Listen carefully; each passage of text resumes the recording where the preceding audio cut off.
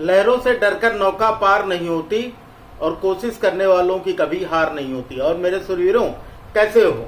तो हम तैयारी कर रहे हैं Jawahar Navodaya Vidyalaya entrance exam class 9th की, और इस समय चल रहा है हमारा 90 डे टारगेट बैच। तो इसके पहले हम लोगों ने 2 क्लासेज पढ़ ली हैं। अगर आपने वो वीडियो नहीं देखी है तो जाकर के डे 1 से पार्ट 1 से क्लास लेना शुरू करो। 90 दिनों में पूरा का पूरा कोर्स कंप्लीट हो जाएगा, यानी आपका एग्जाम के 2 महीने पहले ही।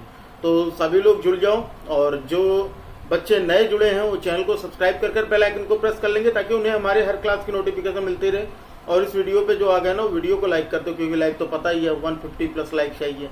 ठीक है, चलो फिर हम लोग शुरू करते हैं। आज हम लोग इंग्लिश का पहला चैप्टर शुरू करते हैं, और जिसका नाम है प्रीपोजिशन। नाम तो आपने सुना ही होगा, है ना? जैसे राज का नाम सुना है आपने, प्रीपोजिशन। तो प्रीपोजिशन अगर इसका नाम देखो तो ये 2 वर्ड से मिलकर बना हुआ है। कौन कौन सा? एक है प्री और दूसरा है पोजीशन। प्रीपोजिशन 2 वर्ड से मिलकर बना। ठीक है, प्री का मतलब होता है पहले, और पोजीशन का मतलब होता है स्थान। अब तो बात थोड़ी थोड़ी तो क्लियर हो ही गई होगी कि भाई ये प्रीपोजिशन कौन सी वाला है। थोड़ी चीजें समझ में आई। क्या है भाई प्रीपोजिशन? तो प्रीपोजिशन जो होता है वो एक ऐसा वर्ड है जो किसी संज्ञा या सर्वनाम, यानी नाउन या प्रोनाउन के पहले आते हैं। ठीक है, यानी इनका स्थान क्या है ये बात डिसाइड करता है, इसलिए इसका नाम प्रीपोजिशन रखा गया है। ठीक है, यानी वह जो पहले रखा जाएगा, वह जो पहले रखा जाएगा। क्लियर है बात? पहले रखा जाएगा मतलब क्या है? चलो देखते रहो, अभी समझ में आएगा कि मैं कहना क्या चाह रहा हूं। देखो, प्रीपोजिशन जो होता है ना, ये एक ऐसा वर्ड होता है जो किसी नाउन या प्रोनाउन के पहले यूज होते हैं। ठीक है, और उस सेंटेंस के, जिस भी सेंटेंस में यूज हुए हैं, उसमें किसी और पर्सन या ऑब्जेक्ट या किसी चीज के साथ उसका, चाहे वर्ब से या एडजेक्टिव से या किसी और नाउन से रिलेशन बताते हो। ठीक है, तो ये होते हैं भाई, क्योंकि डेफिनेशन तो आएगी नहीं हमारे एग्जाम में, तो हमको ज्यादा डेफिनेशन नहीं तैयार करना, हमको समझना है। जैसे अगर मैं कहूं कि the cat jumped off the chair, the cat jumped off the table. अब अगर मैं इसमें ये कहूं आपसे कि भाई सबसे पहले तो ये पहचानो कि प्रीपोजिशन कौन सा वर्ड है। द कैट है, द है, या कैट है, या जम्प्ड है, या ऑफ है, या टेबल है। तो आप पहचान लोगे कि अरे सर ये तो आर्टिकल है, पहचानोगे। ये नाउन है, ये वर्ब है। ठीक है, ये भी नाउन है, ये आर्टिकल, तो मतलब यही बचा हमारा ऑफ। ठीक है, अब मैंने क्या कहा, वह जो पहले रखा जाएगा। किसके पहले? नाउन या प्रोनाउन के पहले। अब देखो, द टेबल नाउन है, उसके पहले ऑफ का यूज किया गया। ठीक है, the cat jumped off the table या चेयर, ये कह सकते हो, टेबल चेयर कुछ भी कर लो। तो यहां पर कि बिल्ली जो है वो टेबल से कूद गई, टेबल से कूद गई। अब यहां पर बिल्ली जो है कहां से, भैया तो रिलेशन देखो, इसका रिलेशन मतलब किसी और नाउन या प्रोनाउन या वर्ब के साथ। बिल्ली कहां से कूदी? ठीक है, तो टेबल से कूदी। तो यहां पर ये जो ऑफ वर्ड है, ये किसको किससे जोड़ रहा है, ये देखने वाली बात है। ठीक है, तो यहां पर ऑफ अगर आप देख रहे हो तो ये कैट और टेबल के बीच का रिलेशन बता रहा है, क्योंकि कैट जो है वो टेबल से कूदी है। अभी हम लोगों ने क्या पढ़ा कि प्रीपोजिशन एक ऐसा वर्ड होगा जो नाउन या प्रोनाउन के पहले यूज होकर किसी भी सेंटेंस में आने वाले किसी भी वर्ब से या एडजेक्टिव से या दूसरे नाउन के साथ उसका रिलेशन बताएगा, और वही होगा हमारा प्रीपोजिशन।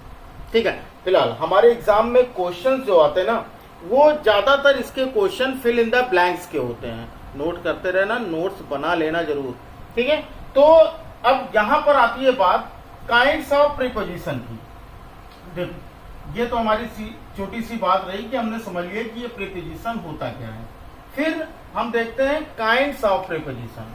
देखो भाई, काइंड्स ऑफ प्रीपोजिशन कितने तरह के होते हैं? आपको पता है कितने तरह के होते हैं?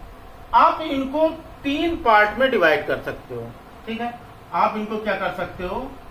3 पार्ट में, 3 काइंड्स में डिवाइड कर सकते हो। सबसे पहला आता है हमारा सिंपल प्रीपोजिशन, ठीक है? Simple preposition, simple preposition. दूसरा आता है हमारा compound preposition, compound preposition, compound preposition. और तीसरा जो आता है हमारा वो है फ्रेजल, ठीक है? Phrasal preposition. तो 3 कैटेगरी में आप इन्हें डिवाइड कर सकते हो। अच्छा, कैटेगरी बना लेने से ना थोड़ा सा याद करने में या समझने में थोड़ी सी आसानी हो जाती है।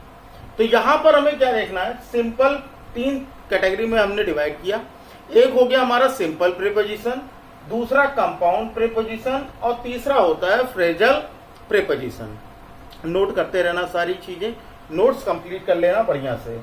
अब सिंपल प्रीपोजिशन में देखो भाई कि सिंपल प्रीपोजिशन क्या होते हैं। सबसे पहले तो ये समझ लेते हैं, सिंपल प्रीपोजिशन होते हैं ना ऐसे प्रीपोजिशन जो सिंगल वर्ड के होते हैं। ऐसे प्रीपोजिशन जो सिंगल वर्ड के होते हो उन्हें कहा जाता है सिंपल प्रीपोजिशन। अब पूछोगे ये कैसे? जैसे आपका आता है एट, इन, ठीक है? एट, इन, फॉर, फ्रॉम, ठीक है? For, from, off, out, out, till, to, up, till, to, up, सही है? विद, थ्रो, ठीक है? Throw, etcetera. ये सारे क्या है भाई? ये हमारे हैं सिंपल प्रीपोजिशन। मतलब इनको हम क्या कह सकते हैं? इनको सिंपल प्रीपोजिशन या सिंगल वर्ड प्रीपोजिशन कहते हैं। बताओ, समझ में आ गई बात? सिंपल प्रीपोजिशन, ठीक है? दूसरा आता है हमारा कंपाउंड प्रीपोजिशन। अब देखो थोड़ा सा यहाँ इरेज करते हैं, फिर कंपाउंड के बारे में बताते हैं। देखो कंपाउंड क्या होते हैं? ये प्रीपोजिशन होते हैं ना, या तो कुछ के आगे आ लगा होगा, कुछ प्रीपोजिशन उनके पहले बी लगा होगा, और कुछ प्रीपोजिशन होंगे जिनके पहले इन लगा होगा। मतलब ऐसे ऐसे वर्ड बनेंगे। जैसे अगर आ वाले आप देखो तो ये होता है हमारा अबाउट, बताओ समझ में आया? या अलोंग, या एमिडिस्ट, एमिडिस्ट, अमंग, अलाउड। देख लो सबके आगे आ लगा हुआ है, ठीक है ना? ए लगा हुआ है, तो ये हो गए हमारे। दूसरा होता है जिसमें बी लगा होता है, जैसे कुछ याद आया? बिसाइड, ठीक है? बिलो, या बीनीथ, फिर बिटवीन, फिर बियॉन्ड। समझ में? तो ये हो गया हमारा बी। उसके बाद इन, इनका क्या हो जाएगा भाई? जैसे आ गया आपका बिसाइड की जगह इनसाइड कर दो। बताओ भाई, बिसाइड की जगह पर आप इनसाइड लिख सकते हो, या आउटसाइड, सही है? यहां पर हो गया हमारा। क्लियर है बात की नहीं? इनसाइड, आउटसाइड, विद इन, ठीक है? इन या आउट, आउटसाइड, विद इन या विदाउट। इस तरह के जो प्रीपोजिशन होते हैं, इस तरह के जो प्रीपोजिशन होते हैं उन्हें कहा जाता है कंपाउंड प्रीपोजिशन। बताओ समझ में आ गया? दोनों चीजें आपको समझ में आ गई होंगी। एक होता है हमारा सिंपल प्रीपोजिशन और दूसरा होता है हमारा कंपाउंड प्रीपोजिशन। सिंपल प्रीपोजिशन क्या होगा? जिसमें सिंगल वर्ड वाले प्रीपोजिशन हो, जैसे at, in, for, from, off, out, till, to, up, with, through, etcetera, ऐसे बहुत सारे। और उसके बाद जो कंपाउंड होंगे उसमें या तो आगे आ लगा होगा, या तो बी के साथ लगी, या तो इन या आउट लगे होंगे। क्लियर बात, नोट कर लियो ना। चलो अब थर्ड वाले पे आ जाते हैं भाई। हमारा जो थर्ड दिया गया वो है फ्रेजल। देखो भाई थर्ड जो दिया गया है वो है फ्रेजल प्रीपोजिशन। अब इनके बारे में समझते हैं। जब तक बोर्ड साफ कर रहा हूं तब तक वीडियो लाइक कर दो सभी लोग, ठीक है। चलो आगे देखते हैं। थर्ड हमारा फ्रेजल प्रीपोजिशन। फ्रेजल प्रीपोजिशन ये क्या होते हैं भाई? फ्रेजल प्रीपोजिशन देखिए, फ्रेजल प्रीपोजिशन होते हैं जहां पर दो या दो से अधिक शब्द जोड़कर, दो या दो से अधिक वर्ड, दो या दो से अधिक वर्ड जोड़कर प्रीपोजिशन बनाओ। ठीक है, कैसे प्रीपोजिशन बनाओगे? दो या दो से अधिक वर्ड जोड़कर अगर प्रीपोजिशन बनते हैं तो उन्हीं को फ्रेजल प्रीपोजिशन कहते हैं। क्लियर है? जैसे एक प्रीपोजिशन है अलोंग और एक है विद, और दोनों को अगर हम जोड़ दें तो एक और प्रीपोजिशन मिल जाता है जिसको हम बोलते हैं अलोंग विद। बताओ क्लियर हुई बात? सही है। दो या दो से अधिक मतलब टू और मोर देन टू वर्ड, ठीक है, इनको जोड़ने से। जैसे बिकॉज ऑफ, बिकॉज और एक हो गया ऑफ, बिकॉज ऑफ, या in case of, in case of. देख रहे हो ना, दो या दो से ज्यादा चीजें जुड़ रही हैं। या in spite of, in spite of, या फिर bye means of, bye means of, और कुछ हो जाएगा इन रिस्पेक्ट टू। ऐसे ही बहुत सारे हैं। इन रिस्पेक्ट टू, ये मैं आपकी बेसिक जानकारी के लिए बता रहा हूं। इससे थोड़ा सा आपको आइडिया हो जाएगा कि किस टाइप का प्रीपोजिशन है आपके एकेडमिक एग्जाम के लिए भी और आपके कॉम्पिटिटिव एग्जाम के लिए भी। क्या जैसे एग्जाम में क्वेश्चन पूछे जाते हैं उसके बारे में अब हम लोग देखते हैं आगे कि एग्जाम में क्वेश्चन कैसे पूछे जाएंगे, है ना।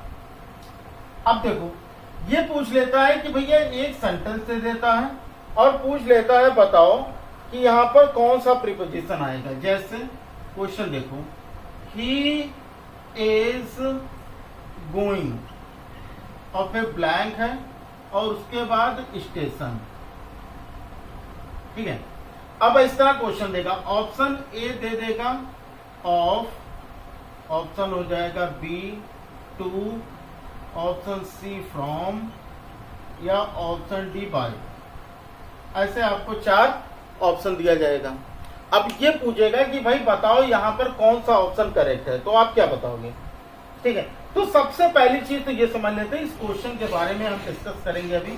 पहले तो हम थोड़ी सी चीजें हम डिस्कस कर लेते हैं इसके बारे में कि यहाँ पर एक चीज देखो, ये कह रहा है ही इज गोइंग, फिर ब्लैंक स्टेशन, यानी कोई जगह की बात कर रहा है, किसी जगह पर जाने की बात कर रहा है। स्टेशन कोई जगह है वहां पर जाने की बात कर रहा है। तो यहाँ ऑफ डायरेक्शन भी कर सकते हैं, अभी समझना बात। तो प्रीपोजिशन ऑफ डायरेक्शन मतलब दिशा वाले प्रीपोजिशन, दिशा वाले प्रीपोजिशन। इसमें क्या क्या यूज होते हैं? सबसे पहले आता है हमारा टू, ठीक है, उसके बाद आता है टूवर्ड्स, नोट कर लेना सारी चीजें। To, towards, for, along,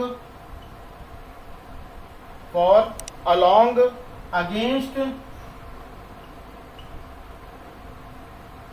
against, across, up, down,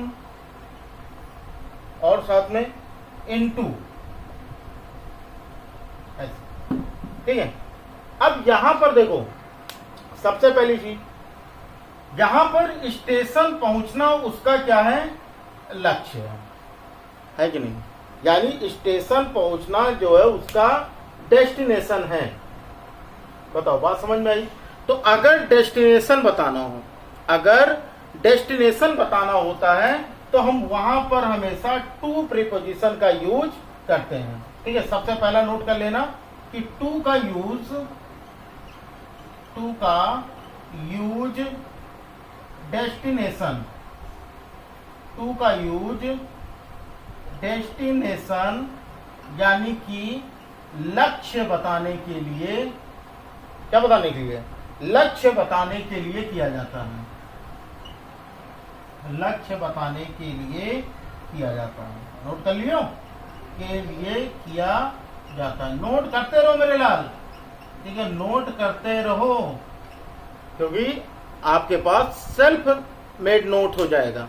और जो सेल्फ मेड नोट्स होते हैं ना, उनसे बढ़िया नोट्स कोई नहीं होते, क्योंकि वहां पर आप अपने हिसाब से घटा बढ़ा सकते हो, अपनी राइटिंग पहचान सकते हो, आपने क्या लिखा है वो समझ सकते हो। तो इसलिए बहुत ज्यादा जरूरी है कि खुद से नोट्स बनाओ। क्लियर है? अब देखो, यहाँ पर स्टेशन उसका डेस्टिनेशन है, तो आपके हिसाब से यहाँ पर क्या होना चाहिए भाई, बी ऑप्शन, यानी कि टू स्टेशन हमारा बिल्कुल करेक्ट होगा। बताओ, ये बात समझ में आई? बताओ, इतने में बताओ भैया, ये चीज सही है? बहुत बढ़िया, आगे बढ़ते हैं। आगे आता है हमारा टू, हो गया। अब दूसरी चीज आती है हमारी टूवर्ड्स, है ना। अब देखो, दूसरा जो आता है हमारा वो है टूवर्ड्स। टूवर्ड्स का यूज कहां होता है भैया? टूवर्ड्स का यूज डायरेक्शन बताने के लिए, डायरेक्शन यानी कि दिशा, यानी कि ओर, ठीक है, दिशा बताने के लिए किया जाता है। नोट कर लेना, दिशा बताने के लिए किया जाता है। ठीक, अब एक बात समझो कि अगर मैं यहीं पर टू की जगह पर टूवर्ड्स कर देता हूं, अगर मैं यहां पर टूवर्ड्स कर देता हूं, तो इसकी मीनिंग क्या होगी? अगर मैं यहां पर, अभी तक तो टू था, he is going to station, वह स्टेशन जा रहा है, लेकिन he is going towards station, इसका मतलब क्या हुआ? इसका मतलब यह हुआ कि वो स्टेशन की ओर जा रहा है। पता नहीं स्टेशन मतलब कुछ रास्ते में पड़ता होगा भाई, जैसे कभी कभी होता है ना कि हम लोग जाते हैं स्टेशन की ओर, वहां रास्ते में मेरे दोस्त का घर हो, तो भैया मैं स्टेशन क्या, मुझे नहीं पता कि वो कहाँ जा रहा है, लेकिन उस ओर जा रहा था, तो मैं कहूंगा वो स्टेशन की ओर जा रहा है। तो यहाँ पर टूवर्ड्स लगने पर इस सेंटेंस की जो मीनिंग होगी वो चेंज हो जाएगी। तो एक चीज समझ में आ गई कि टू का यूज जो होगा वो डायरेक्शन बताने के लिए होगा, यानी लक्ष्य जहां जा रहे हो। जैसे स्कूल अगर पढ़ने जा रहे हो तो चलो ठीक है भैया, I am going to school, या फीस जमा करने जा रहे हो, ठीक है, तब भी बताओगे I am going to school, या किसी फंक्शन में स्कूल जा रहे हो तो भी बोलोगे I am going to school. लेकिन अगर मान लो स्कूल जाते समय रास्ते में किसी चाट की दुकान पड़ती है ना, या समोसे की समोसा लेने जा रहे हो, तो बोलोगे I am going towards school, I am going towards school, मतलब मैं स्कूल की ओर जा रहा हूं लेकिन स्कूल नहीं जा रहा हूं। क्लियर है बात? इतनी समझ में आ गई होगी चीजें, ठीक है। चलो आगे बढ़ते हैं। अब अगला आता है हमारा फॉर। अब देखो फॉर का यूज कहां पर करते हैं, देखो भाई फॉर का यूज कहां पर होगा। सबसे पहले यहां पर टू और टूवर्ड आपने नोट कर लिया होगा। अब हम बढ़ते हैं कहां, फॉर की ओर। अब फॉर प्रीपोजिशन देखना कहां पर यूज होगा, ठीक है। चलो इतनी जगह पहले छोड़े लेते हैं और उसके बाद हम देखते हैं यूज ऑफ फॉर, ठीक है। फॉर का थर्ड पॉइंट है ना, फॉर का यूज कहां पर होता है? देखो प्रीपोजिशन ऑफ डायरेक्शन यानी लक्ष्य बताने के लिए, प्रीपोजिशन ऑफ डायरेक्शन यानी यहां पर फॉर का यूज भी कहां पर होगा, लक्ष्य बताने के लिए। अब कहोगे लक्ष्य बताने के लिए, अभी आपने कहा था लक्ष्य बताने के लिए तो टू का यूज होता है, अब फिर यहां पर बता रहे हो लक्ष्य बताने के लिए फॉर का यूज होगा, ठीक है। जैसे अगर मैं ये कहूं कि वो आज रात दिल्ली जाएगा, मैं ये कहूं आज रात वो दिल्ली जाएगा, या आज रात वो दिल्ली के लिए निकल रहा है, ऐसा बोलूं, दिल्ली के लिए निकल रहा है, अभी वो पहुंचा नहीं है, ठीक है। तो वहां पर आप फ्यूचर में आप फॉर का यूज करोगे। जैसे he is leaving for, he is leaving for Delhi tonight, यहां से चीजें समझ लोगे तो सर ये तो प्रेजेंट कॉन्टिन्यूअस है। फ्यूचर का कोई भी प्री प्लान, ठीक है, फ्यूचर का कोई भी प्री प्लान हम प्रेजेंट कॉन्टिन्यूअस टेंस में कह सकते हैं। जैसे आज शाम को हम लोग चिड़ियाघर जा रहे हैं। शाम को कहाँ जाओगे? मान लो किसी एग्जीबिशन में जा रहे हैं, किसी पार्टी में जा रहे हैं, बोलो आज शाम को हम लोग जा रहे हैं, इसे बोलते हो ना। तो बिल्कुल वही चीज कि फ्यूचर का कोई भी प्री प्लान चीज होगा तो आप उसे प्रेजेंट कॉन्टिन्यूअस टेंस में कह सकते हो। लेकिन यहां पर हम पढ़ रहे हैं फॉर के बारे में। अब यहां पर देखो ये क्या है, दिल्ली क्या है? डेस्टिनेशन है कि नहीं है? डेस्टिनेशन है। तो भाई अगर फ्यूचर के बारे में अगर हमें कुछ बताना तो हम वहां पर फॉर का यूज करेंगे। He is living for Delhi tonight, ठीक है, यानी टू नाइट आज रात, फ्यूचर का प्लान है ये आज रात का, तो हम यहां पर फॉर का यूज करेंगे। क्लियर हुई बात इतनी? अगला देखो, अगला आता है हमारा फोर्थ आता है अलोंग। क्या आता है? अलोंग। अब देखो भाई अलोंग का यूज कहां पर होगा? अलोंग जो होता है इसकी मीनिंग होती है के साथ या फिर के किनारे किनारे। कहते नहीं रोड के किनारे चलो भाई, रोड के किनारे किनारे चलो, ऐसे बोलते हैं ना, रोड के किनारे किनारे। ऐसे ही लिख लेना अपने नोट्स में, ठीक है, अपनी नोट्स में ऐसे ही बिल्कुल लिख लेना, समझ में आ जाएगा। अलोंग का यूज कहां पर करते हैं भाई? के साथ या फिर के किनारे किनारे की मीनिंग में। जैसे he walks along the road, अगर मैं ये बोलूं he walks along the road, he walks along the road. अब देखो यहां पर इस अलोंग का मतलब क्या हुआ? जैसे ये हमारा रोड है, ठीक है, और हम इधर किनारे से चल रहे हैं, इधर से किनारे किनारे, तो क्या होगा? यानी उसकी एज पर, रोड की एज पर, ना कि बीच पे। अगर बीच में चलोगे तो ऑन द रोड हो जाएगा, तो बीच में तो चलना नहीं है, किनारे किनारे चलते हैं। तो जब किनारे किनारे की मीनिंग में होगा तो वहां पर अलोंग का यूज करोगे। ही वॉक्स अलोंग द रोड। बताओ भाई बात समझ में आई? अलोंग द रोड क्लियर हुआ? उसके बाद है ना, अगर मान लो नदी के किनारे किनारे चलते हैं तो मैं बोलूंगा she walks along the bank of the river. बताओ बात समझ में आई? She walks along the bank of the river. बताओ इतनी बात क्लियर है? इतने में अगर कोई दिक्कत हो तो भी बताओ। शी वॉक्स, अब यहां पर भाई नदी के किनारे किनारे ही तो चलना है, तो किनारे किनारे का मतलब क्या हो जाएगा? यहां पर आप अलोंग प्रीपोजिशन का यूज करोगे। बताओ इतने में कोई दिक्कत हो बताओ? नहीं है तो भैया लाइक करो ना, लाइक काहे रुक गए हो? करते रहो। चलो आगे बढ़ते हैं। अगला आता है हमारा फॉर हो गया, ठीक है, अलोंग हो गया। अब आता है अगेंस्ट। चलो भैया अगेंस्ट के बारे में समझ लो, एक एक पॉइंट समझ लो, एक एक पॉइंट, ठीक है, ताकि कहीं से भी क्वेश्चन आए आपको कोई प्रॉब्लम ना हो। आगे देखो, नोट करते रहोगे तो थोड़ी बोरियत भी कम लगेगी और थोड़ा माइंड बिजी रहेगा, इसलिए नोट करते रहा करो। चलो अगला देखते हैं।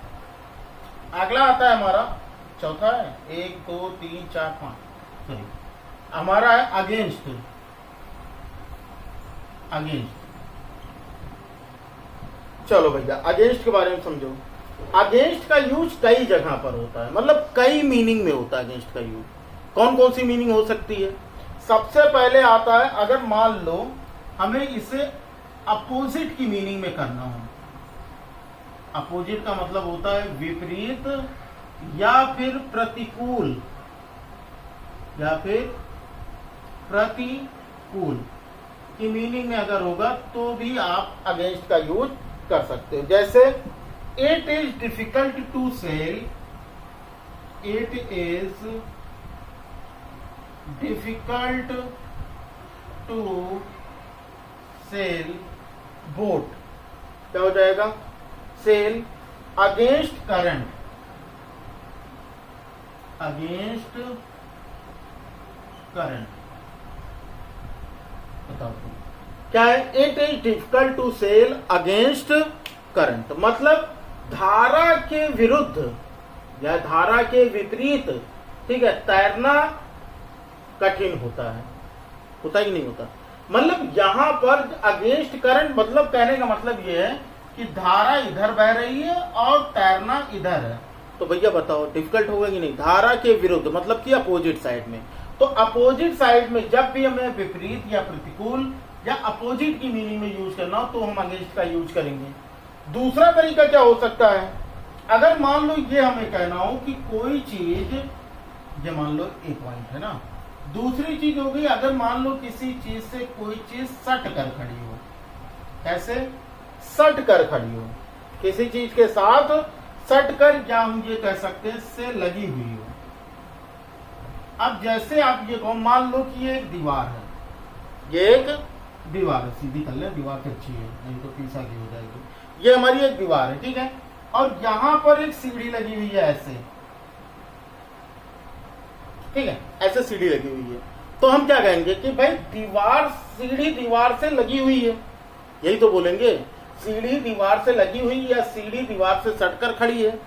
तो अगर इस तरह की कोई चीज आती तो भी वहां पर आप क्या यूज करोगे, अगेंस्ट का यूज करोगे। तो यहां पर भाई इसका क्या हो जाएगा, देयर इज अ लैडर, देखो देयर इज अ लैडर, कहां खड़ी है भाई, there is a ladder against the wall,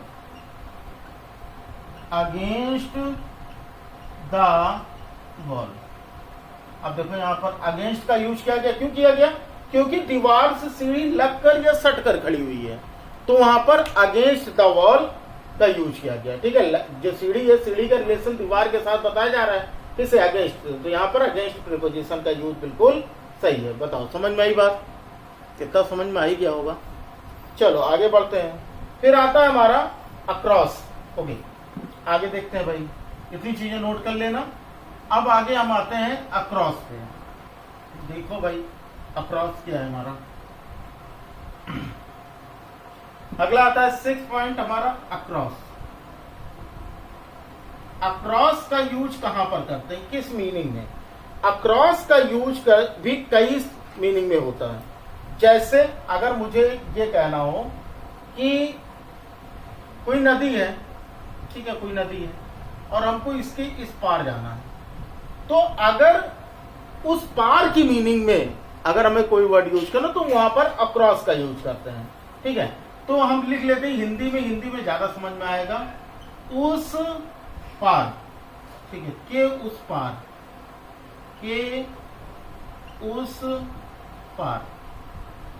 बताओ भाई बात समझ में आई, के उस पार की मीनिंग में, यानी on the opposite side of, on the opposite side of. बताओ क्लियर है।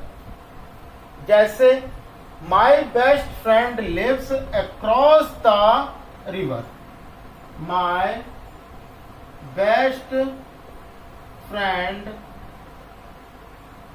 Lives across the river. मतलब क्या हुआ कि मेरा दोस्त नदी के उस पार रहता है, मेरा दोस्त, मेरा बेस्ट फ्रेंड, सबसे अच्छा दोस्त नदी के उस पार रहता है। तो यहां पर हमने क्या यूज किया, क्रॉस का, अक्रॉस, ठीक है। या फिर इस पार से उस पार अगर जाना हो तो मतलब कुल मिला के उस पार की बात की जा रही है, इस पार से उस पार तक, उस पार तक। अगर ये भी कहीं इस तरह का सेंटेंस यूज हो तो भी आप अक्रॉस का यूज करें। जैसे a bridge is laid, a bridge is laid across the river, across the river मतलब, ठीक है, नदी के इस पार से उस पार तक ब्रिज बना है, नदी के इस पार से उस पार तक क्या बना हुआ है, ब्रिज बना है। बताओ भाई बात समझ में आई, क्लियर है ना, इस पार से उस पार तक की मीनिंग में। या फिर तीसरी चीज आती है हमारी दोनों तरफ है, सारी चीजें मीनिंग तो सेम निकलती हैं, लेकिन अगर ऐसे वर्ड्स यूज होते हैं तो भी आप ऐसा सेंस कुछ आता है, अगर आप उसका ट्रांसलेशन करोगे तो उसका कुछ सेंस मिलेगा, तो वहां पर भी आपके लिए प्रीपोजिशन वहां पर पुट करना आसान हो जाएगा। अब यहां पर दोनों तरफ का मतलब क्या होता है, जैसे अगर मान लो कोई कुली है और वो आपका बैग उठाए एक इस कंधे पर एक इस कंधे पर, तो दोनों तरफ हो गया। तो हम वहां पर भी अक्रॉस का यूज कर सकते हैं, और ये हम लिखेंगे he threw the luggage, he threw the luggage, he threw the luggage, he threw the luggage across his shoulder, across his shoulders। बताओ भाई, बात समझ में आई? इतने में कोई दिक्कत हो बताओ, और नोट तो कर ही लिए होगे, नहीं किए हो तो कर लो, ठीक है। he threw the luggage across his shoulder, मतलब वो उसने अपने कंधे के दोनों तरफ क्या किए, सामान लाद लिए या सामान रख लिए। क्लियर है बात? चल, हो गई भी क्या बात, आगे बढ़ते हैं। यहां पर हमारा अक्रॉस हो गया। अब एक और वर्ड होता है, ठीक है, जिसको हम बोलते हैं, अभी और देखते हैं, ये हो गया हमारा।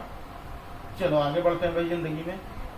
अक्रॉस के साथ साथ कुछ और चीजें, कुछ और प्रीपोजिशन भी हम यूज करते हैं अक्रॉस से रिलेटेड। जैसे कि एक होता है हमारा गो अक्रॉस, गो अक्रॉस, यहां पर फ्रेजल है ना, दो वर्ड मिलकर बन गए, तो यहां पर गो अक्रॉस का यूज। गो अक्रॉस का मतलब होता है जब किसी जगह से होकर गुजरा जाए, यानी होकर निकलते हैं, होकर गुजरना, ये हम लिख देते हैं हिंदी में, ठीक है। हिंदी में थोड़ा और क्लियर हो जाता है, किसी जगह से होकर गुजरना। जैसे यानी किसी कोई जगह है उसके बीच से अगर निकलो तो भी वहां पर आप गो अक्रॉस का यूज करोगे। जैसे Ram and Sita, Ram and Sita go across the field, या go across the jungle. Ram और सीता जंगल से होकर गुजरे हैं, ये कह सकते हो। Ram and Sita go across, यहां पर गो नहीं करते हम यहां पर गुजरते नहीं, हम यहां पर कर लेते हैं went.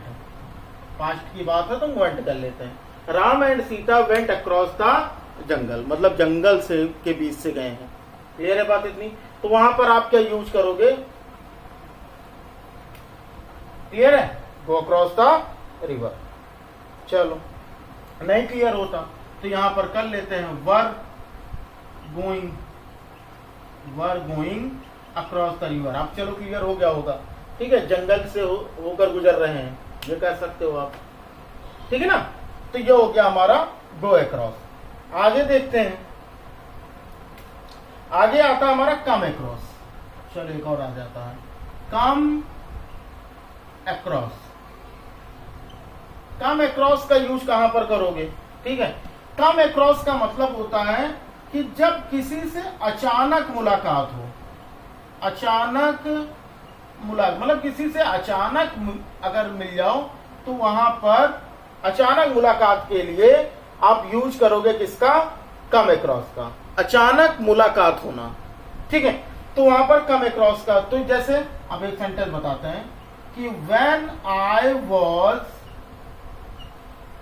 Going to market, when I was going to market, I came across Mohan. I came across Sohan. क्या मतलब निकला भाई? When I was going to the market, जब मैं बाजार जा रहा था, I came across Sohan, मैं अचानक सोहन से मिला। याद रखिएगा, अचानक मुलाकात होने के लिए कम अक्रॉस का यूज करते हैं, लेकिन जहां पर भी कम अक्रॉस का यूज हो, ठीक है, उसके साथ कभी भी सडनली, उसके साथ कभी भी सडनली या विद का यूज नहीं होगा। सडनली या विद का यूज नहीं होगा। बताओ भाई, बात क्लियर हुई? जहां पर भी कम अक्रॉस जिस सेंटेंस में रहेगा वहां पर एरर भी आता है एग्जाम में, इस बात को याद रखिएगा, एरर भी आता है। तो कम अक्रॉस के साथ सडनली या विद लगाकर पूछते हैं बताओ किस पार्ट में एरर है, तो भाई सडनली और विद का यूज नहीं होगा कम अक्रॉस के साथ। बताओ, इतनी बात क्लियर हुई सभी को? बहुत बढ़िया, आगे बढ़ा जाए। अब हो गया हमारा अक्रॉस तक हो गया। अब अप डाउन और इनटू, तीन चीजें पढ़नी है, अप डाउन और इनटू। चलो भाई आगे देखते हैं अप डाउन एंड इनटू में। तो इसके पहले अगर आप देखो तो एक एक चीजें मतलब कितने, अगर आप सोचो कि एक पन्ने में हम पढ़ लें या हम एक ही दिन में सारी चीजें कवर कर लें तो वो थोड़ा सा मुश्किल काम होगा, इसलिए धीरे धीरे चीजें पढ़ो लेकिन अच्छे से पढ़ो। चलो आगे आते हैं हमारा अप का यूज कहां पर होता है? अप का यूज ऊपर की मीनिंग में होता है, ये तो आपको पता ही है। अप का यूज जो होता है वो ऊपर के मीनिंग में होता है। जैसे he climbed up the tree, he climbed up the tree, he climbed up the tree. अब देखो यहां पर क्लाइम्ड अप मतलब ऊपर, पेड़ के ऊपर चढ़ा है, वो पेड़ के ऊपर चढ़ गया, तो ऊपर की मीनिंग में यहां पर अप का यूज होगा। ठीक है, अगर मान लो वहीं पर डाउन कर दिया जाए, डाउन, तो डाउन का मतलब तो होता है नीचे। डाउन का मतलब क्या होता है भाई? नीचे। ये तो सभी को पता है कि डाउन का मतलब क्या होता है, नीचे, है ना। तो अगर वो पेड़ के ऊपर चढ़ा तो अप, और पेड़ से नीचे उतरा तो क्लाइम डाउन, ठीक है ना। अगर पेड़ के ऊपर चढ़ा तो अप, अगर पेड़ से नीचे उतरा तो क्लाइम डाउन। अक्सर ये लोग पूछते हैं कि भाई उतरने की क्या होगी फिर, तो ये हो जाएगा he climbed down the tree, down the tree. बताओ भाई इतनी बात समझ में आई? He climbed down the tree, clear है ना। अप का मतलब ऊपर, डाउन का मतलब नीचे, पेड़ के ऊपर चला तो ही क्लाइम्ड अप द ट्री, ठीक है। लेकिन अगर नीचे उतरा ही क्लाइम्ड डाउन द ट्री। अब लास्ट में ये तो समझ में आई होगा। अब लास्ट में आता हमारा इनटू, ठीक है। इनटू बहुत ही इंपॉर्टेंट है, बहुत ध्यान से समझिएगा। इनटू का यूज कहां पर करते हैं? इनटू, इनटू का यूज होता है जब कोई चीज अंदर की तरफ मोशन में, ठीक है, मोशन टुवर्ड इनसाइड, गति के साथ किसी चीज के अंदर जाए तो वहां पर इनटू का यूज किया जाता है। ऐसे फिगर बना लेना कि जैसे मान लो कि, अच्छा लिख देते हैं कि गति के साथ, गति के साथ अंदर जाना, अगर इस मीनिंग में है, गति के साथ अंदर जाना की मीनिंग में है, क्लियर है। अब कहोगे इंग्लिश में लिख दो, तो यहां से हो जाएगा motion towards inside, motion towards inside. अगर ऐसा कुछ हो तो वहां पर इनटू का यूज करोगे। जैसे अगर हम ये कहें कि कुत्ता कुएं में गिर गया, तो भैया ये कुआं रहा होगा और यहां से कुत्ता जो है वो ऐसे धीरे धीरे धीरे धीरे करके पानी में छम से गिरा होगा, यानी कि क्या, मोशन के साथ गया होगा। तो जब मोशन के साथ यानी गति के साथ, तो वहां पर हम क्या करेंगे, इनटू का use. A dog fell into the well, into the well. बताओ भाई बात समझ में आई? A dog fell into the well, यानी क्या हुआ कि कुत्ता जो है वो कहां गिर गया भाई, कुएं में, तो मोशन के साथ। The boys are jumping, the boys are jumping into the river. भाई अगर नदी में कूद रहे हैं बच्चे या लड़के तो वो मोशन के साथ ही जाएंगे, तो वहां पर इनटू का ही यूज सही होगा। तो मोशन के साथ भैया अगर लगाओगे तो वहां पर इनटू का यूज होगा। तो ये रहा हमारा प्रीपोजिशन ऑफ डायरेक्शन। बताओ इतनी बात समझ में आई? प्रीपोजिशन ऑफ डायरेक्शन में अगर कोई दिक्कत हो तो भाई बताओ, क्लियर है? बताओ भाई प्रीपोजिशन ऑफ डायरेक्शन क्लियर है भैया? चलो एक क्वेश्चन ले लो होमवर्क में। होमवर्क में क्वेश्चन करना भी तो जरूरी है। हाँ क्वेश्चन देखो, होमवर्क का हमारा क्वेश्चन है। अब आज के लिए इतना ही, क्योंकि अगर पूरा प्रीपोजिशन पढ़ाएंगे तो भाई बड़ी लंबी क्लास हो जाएगी, और लंबी क्लास हो जाएगी तो आप वैसे भी पूरी क्लास लोगे नहीं, तो कोई मतलब निकलेगा नहीं, क्योंकि थक जाओगे। और मैं नहीं चाहता कि आप थको, मैं चाहता हूं आप पढ़ो लेकिन बिना थके। तो भाई धीरे धीरे चीजें पढ़ते रहेंगे, बाकी चीजें हम लोग नेक्स्ट क्लास में डिस्कस कर लेंगे, है ना। चलो आज का होमवर्क क्वेश्चन ले लो और भाई इसका आंसर सभी लोग कमेंट बॉक्स में देना। जैसे हमारा क्वेश्चन हो, होमवर्क क्वेश्चन, ही रश्ड, फिर blank, he rushed my room, he rushed my room, क्या हो जाएगा, पेंटिंग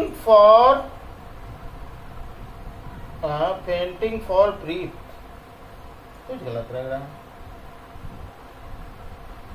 चलो ये क्वेश्चन तो कुछ गलत लग रहा है, आगे देखते हैं।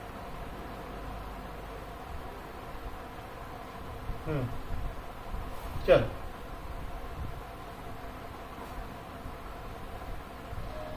और बुक ये कर लेते हैं।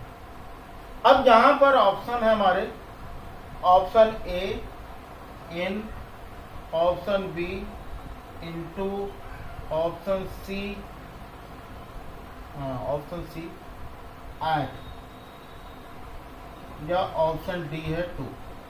अब ये हमारे भाई आज का होमवर्क क्वेश्चन, सभी लोग इसका आंसर कमेंट बॉक्स में दीजिएगा, लाइव चैट में नहीं, कमेंट बॉक्स में। जिनका भी आंसर सही होगा उनको मिलेगा भाई हार्ट, उनका क्लियर हो जाएगा कि आंसर सही है।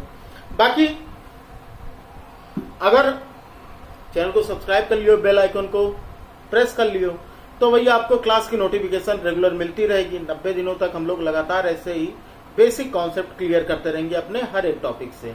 और चलो अभी तक तो आप लोगों ने 150 प्लस का टारगेट तो कंप्लीट कर ही दिया होगा, और जिन्होंने अभी तक लाइक नहीं किया वो लाइक कर देंगे। और फिर भी अगर क्वेश्चन से रिलेटेड क्वेश्चंस अगर आपको करने से रिलेटेड, तो आपके पास हमारे पास टेलीग्राम या फिर व्हाट्सएप का लिंक डिस्क्रिप्शन में दिया गया है, वहां से जाकर के ज्वाइन कर लीजिएगा। जो भी क्वेश्चन आपके लिए वहां पोस्ट होते हैं उसका आंसर दीजिएगा, थोड़ी और प्रैक्टिस हो जाएगी आपकी। बाकी क्लासेस वगैरह की लिंक भी वहां पर आपको मिलती रहेंगी, ठीक है। चलो फिर पढ़ते रहो, बढ़ते रहो बच्चे लोग, मिलते हैं फिर अगली क्लास में। तब तक लिए जय हिंद, वंदे मातरम, जय श्री राम, राधे राधे।